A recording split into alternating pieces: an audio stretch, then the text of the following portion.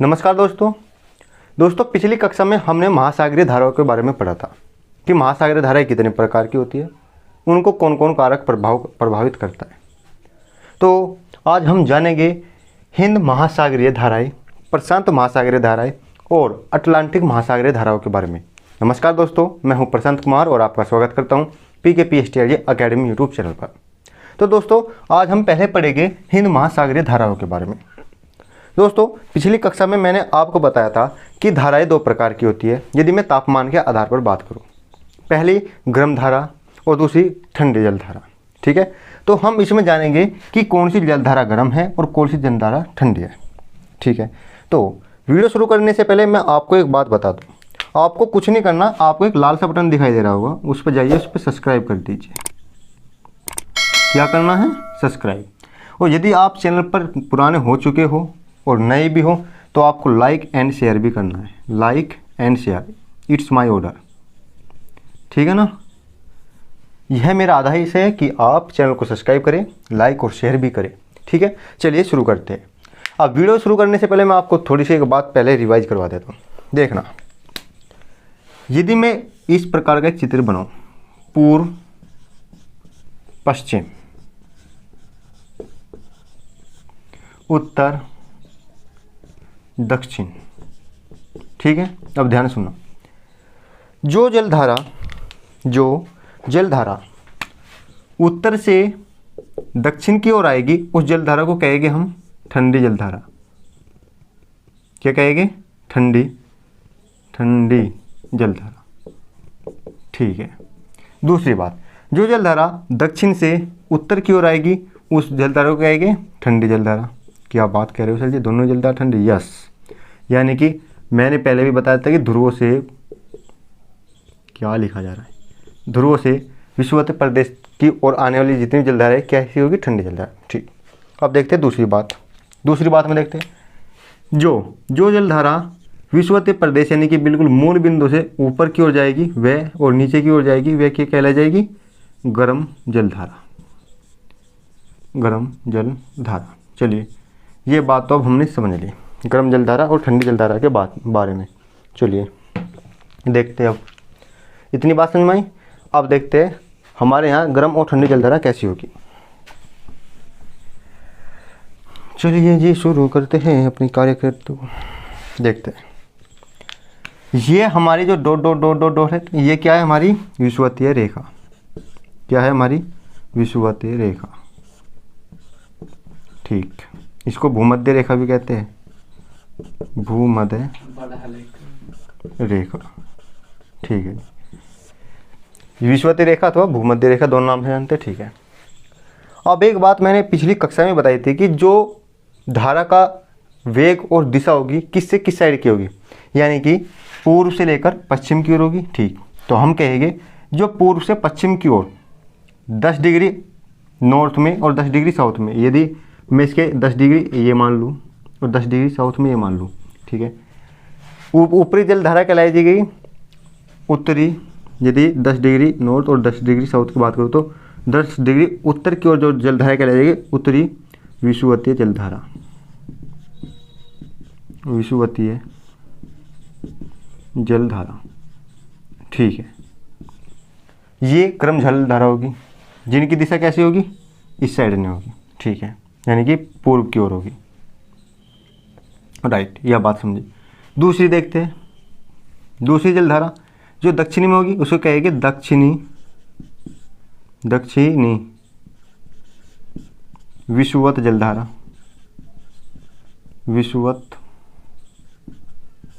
जो विषुवतीय जलधारा। ठीक है, इसकी दिशा भी कैसे होगी? पश्चिम से पूर्व की ओर होगी।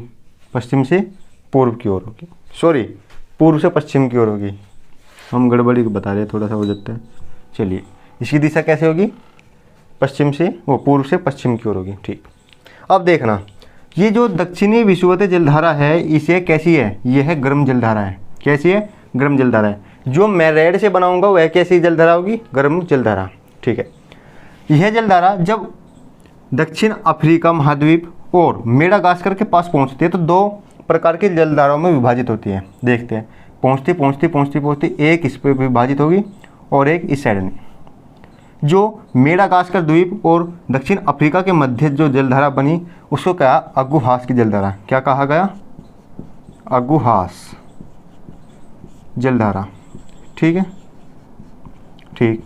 और जो मेडागास्कर के पूर्व की ओर प्रवाहित हुई उस जलधारा को क्या कहा गया? मोजाम्बिक की जलधारा। क्या कहला जाएगा? मोजाम्बिक जलधारा। ठीक है, ये मोजाम्बिक जलधारा कहलाई जाएगी। ठीक है, अब ये मोजाम्बिक जलधाराएं पूर्व की ओर प्रवाहित होनी शुरू हो जाएगी, पश्चिम की ओर। कैसे? पश्चिम की ओर। तो इसको हम कहेंगे हिंद पश्चिम प्रवाह, हिंद पश्चिम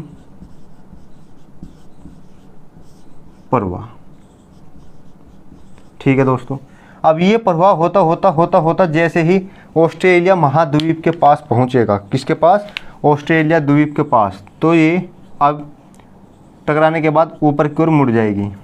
और मुड़ने के बाद इस जलधारा का क्या नाम होगा? इस जलधारा का नाम होगा पश्चिमी ऑस्ट्रेलिया जलधारा। पश्चिमी ऑस्ट्रेलिया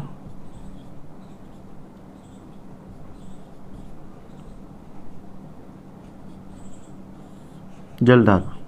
ठीक है दोस्तों, ये कैसी जलधारा होगी? चूंकि मैंने ब्लू से बनाया है तो कैसी है यह है ठंडी जलधारा। कैसी जलधारा है? यह ठंडी जलधारा। मैं आपको फिर बता दूं, देखना, ये दक्षिण विषुवत जलधारा जब आगे की ओर चलती है तो ये अगुहास और मोजाम्बिक नाम की दो जलधाराओं में विभाजित हो जाती है।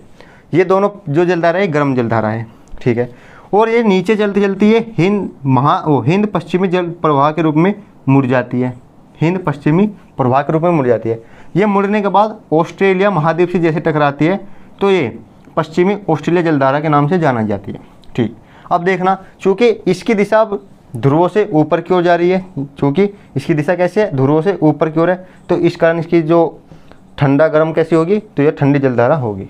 कैसी होगी? ठंडी जलधारा होगी। ठीक है दोस्तों, हमने जाना हिंद महासागरीय धारा के बारे में। ठीक है, अब जानेंगे हम अटलांटिक महासागरीय धाराओं के बारे में। ठीक है दोस्तों, मैं एक बार इसको मिटा देता हूँ, अब एक बार नक्शा बना देता हूँ मैं, तुम चिंता ना करना।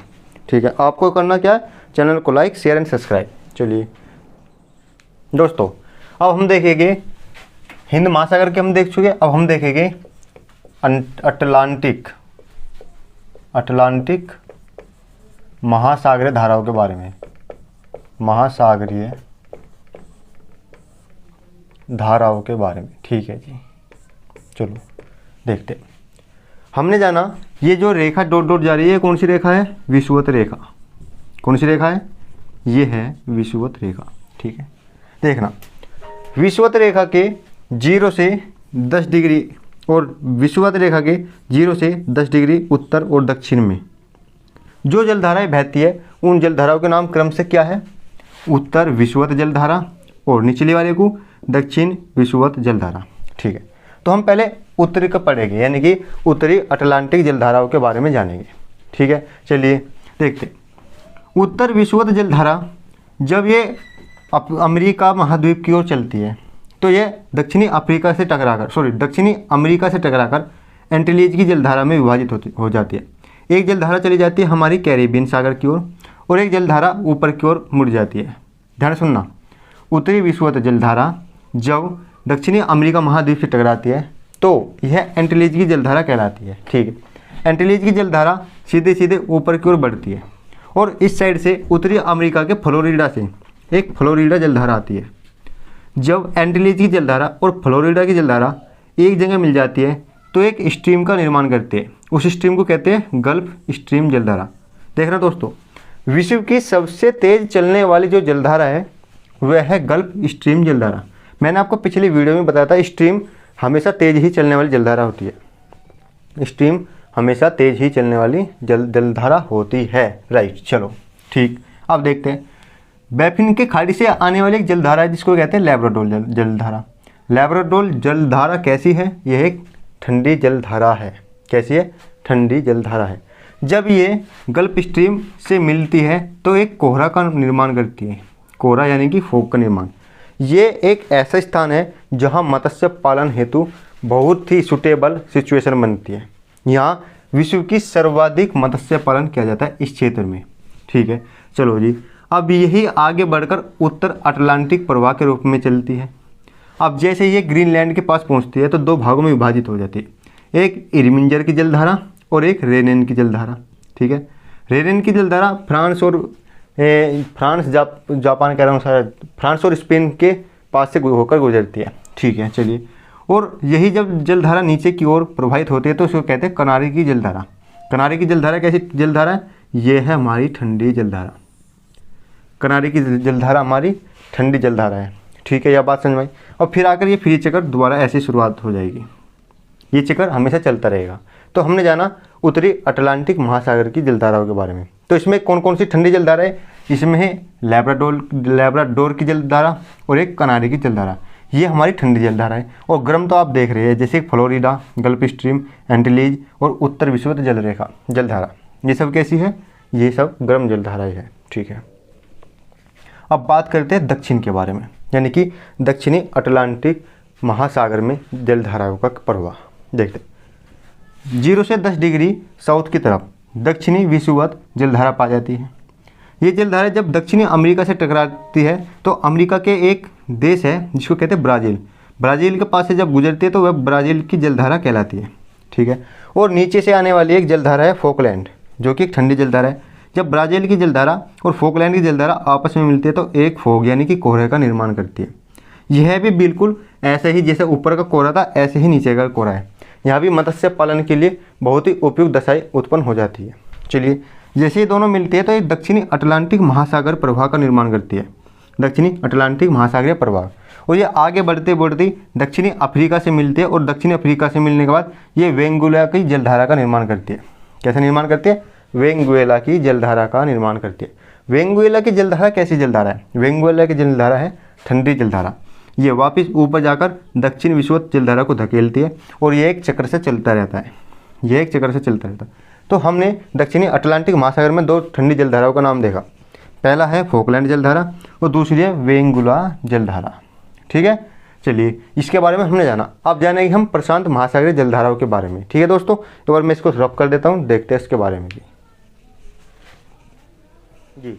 अब देखेंगे हम प्रशांत महासागरीय जलधारा के बारे में। ठीक है, इधर क्या है? इधर है एशिया महाद्वीप, ये है ऑस्ट्रेलिया महाद्वीप, ये है उत्तरी अमेरिका, ये है दक्षिणी अमेरिका। ठीक है, चलिए अब देखते हैं।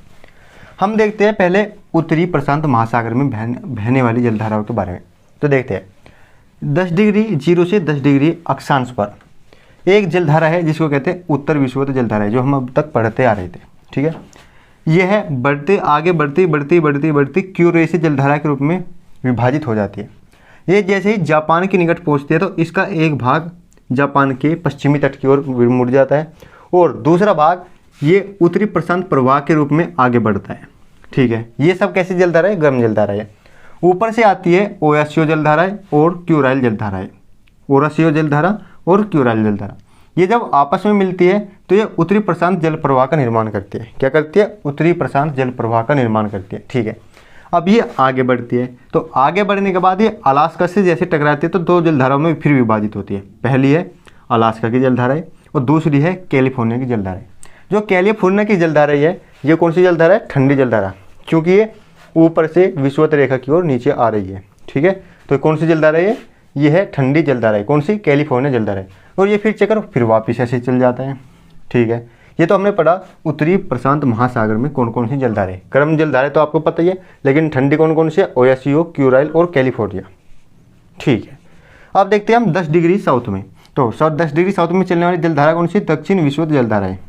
क्यूरियलिस बल के कारण ये ऑस्ट्रेलिया महाद्वीप से टकराती है और कौन सी जलधारा का निर्माण करती है? पूर्वी ऑस्ट्रेलिया जलधारा, पूर्वी ऑस्ट्रेलिया जलधारा है। ठीक है, और यह मुड़कर दक्षिणी प्रशांत प्रवाह के रूप में एक जलधारा के रूप में बहती है। और जैसे ही ये दक्षिण अमेरिका के पेरू नामक देश से टकराती है तो वहाँ पेरू की जलधारा के नाम से जानी जाती है। पेरू की जलधारा कैसी जलधारा है? ठंडी जलधारा। चूँकि हम इसको पेरू की जलधारा कहें तो एक और इसका नाम है हम्बोल्ट की जलधारा, इसको हम्बोल्ट की जलधारा के नाम से जाने जाते हैं। यह जलधारा कैसी जलधारा है? चूँकि दक्षिण से विषुवत की ओर जा रही है तो कैसी जलधारा है? ये ठंडी जलधारा है। ठीक है, तो आज हमने जाना इन जलधाराओं के बारे में।